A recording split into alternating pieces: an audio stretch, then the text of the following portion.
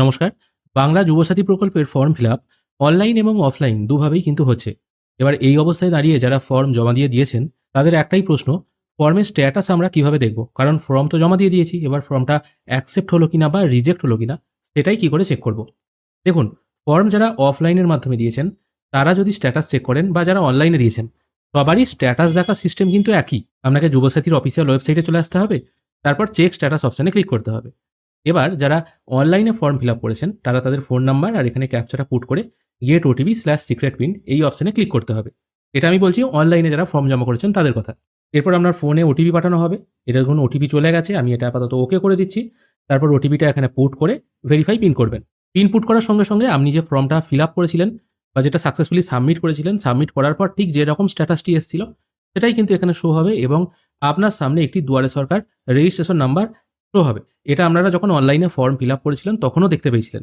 এবার এখান থেকে অ্যাপ্লিকেশন ফর্ম এই অপশানে ক্লিক করলে আপনাদের সামনে যে ফর্মটা আপনারা ফিল আপ করেছিলেন, যেটা ফার্স্ট টাইম ফিল আপ করার পর যে পিডিএফটা জেনারেট হয়েছিল সেটাই আবার ওপেন হয়ে চলে আসবে। অবশ্য এখানে আপনার ফর্ম অ্যাকসেপ্ট হয়েছে কিনা বা কি প্রসেসে আছে বা কোন স্টেজ থেকে কোন স্টেজে গেল সেটা কিন্তু শো হচ্ছে না। শুধুমাত্র আপনি যে ফর্ম জমা করেছেন এটাই শো হচ্ছে। এবার যেহেতু ২৬ তারিখ পর্যন্ত ফর্ম জমা নেওয়ার ডেট আছে, সেই জন্য হয়তো ২৬ তারিখের পর ধীরে ধীরে প্রসেস শো হবে। আপাতত এর বেশি কিন্তু শো হচ্ছে না। এবার দেখে নেওয়া যাক যারা অফলাইনের মাধ্যমে ফর্ম জমা করেছে। আমি নিজেও অফলাইনে ফর্ম জমা করেছি। আমার স্ট্যাটাসটা এখানে কি দেখাচ্ছে সেটাই দেখে নেব। আমি আবার হোম অপশনে চলে আসছি। এখানে আসার পর চেক স্ট্যাটাস অপশনে ক্লিক করে আমি অফলাইনে যখন ফর্ম জমা করেছিলাম সেখানে যে ফোন নাম্বারটি দিয়েছিলাম সেটা এখানে পুট করে ক্যাপচা পুট করে গেট ওটিপি করব। একই রকমভাবে আমার ফোনেও ওটিপি চলে আসছে। আমি ওটিপিটি এখানে পুট করে ভেরিফাই পিন করব। এবার দেখুন, আমি অফলাইনে ফর্ম জমা করেছি। এখানে কিন্তু সেই অ্যাপ্লিকেশন ফর্ম মানে অনলাইনে ফিল আপ করার যে ফর্ম সেটা কিন্তু ওপেন হয়ে চলে আসছে। এখান থেকে কিন্তু আপনি অনলাইনেও ফিল আপ করতে পারেন। এবার তাহলে আপনারা বলতে পারেন যে যারা অফলাইনে জমা করেছে তাদের ফর্মগুলো কি আদৌ এন্ট্রি হয়নি?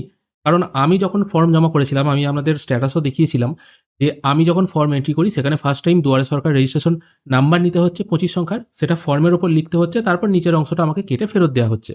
এবার এখানে আমি যখন ফর্মটা স্ট্যাটাস চেক করছি এখানে কিন্তু কোনো রকম এন্ট্রি হয়েছে সেটা দেখাচ্ছে না। অথবা আমার নামে যে দুয়ারে সরকার রেজিস্ট্রেশন নাম্বারটি জেনারেট হয়েছিল ক্যাম্পে গিয়ে ফর্ম জমা দেওয়ার সময় সেটাও কিন্তু এখানে শো হচ্ছে না। তাহলে কি আমার ফর্মটি রিজেক্ট হয়ে গেছে? না, রিজেক্ট হয়নি। দেখুন, ক্যাম্পে যে ফর্মগুলো জমা নিচ্ছে সেগুলো একটা নির্দিষ্ট টাইম পর হয়তো আপনার অনলাইনে এন্ট্রি হবে। এন্ট্রি কারা করবে? সরকারি আধিকারিক যারা আছেন তারাই করবেন। অর্থাৎ ২৬ তারিখ পর্যন্ত যতদূর সম্ভব মনে করা হচ্ছে ফর্ম হয়তো জমা নেওয়ার কাজ চলবে। ফর্ম জমা হয়ে গেলে তারপর হয়তো এন্ট্রি করার কাজ শুরু হবে। তখন আপনারা অনলাইনের ফর্মের মতো স্ট্যাটাস হয়তো দেখতে পাবেন। অনেকেই হয়তো বলবেন যে আমি অফলাইনে জমা করেছি কিন্তু অনলাইনের মতো তো কিছু স্ট্যাটাস আসছে না, কোনো অ্যাপ্লিকেশন নাম্বারও আসছে না। তাহলে কি ফর্মগুলো বাতিল হয়ে গেল? বাতিল হয়নি। আদতে কি হয়েছে আমি আপনাদের জিনিসটা ক্লিয়ার করে নিশ্চয়ই বোঝাতে পেরেছি। এই ছোট্ট আপডেটটুকুই আপনাদেরকে দেওয়া ছিল। আজকের ভিডিও এখানেই শেষ করছি। ভিডিও যদি ভালো লেগে থাকে অবশ্যই একটি লাইক করবেন। ভিডিও দেখার জন্য অসংখ্য ধন্যবাদ। ভালো থাকবেন।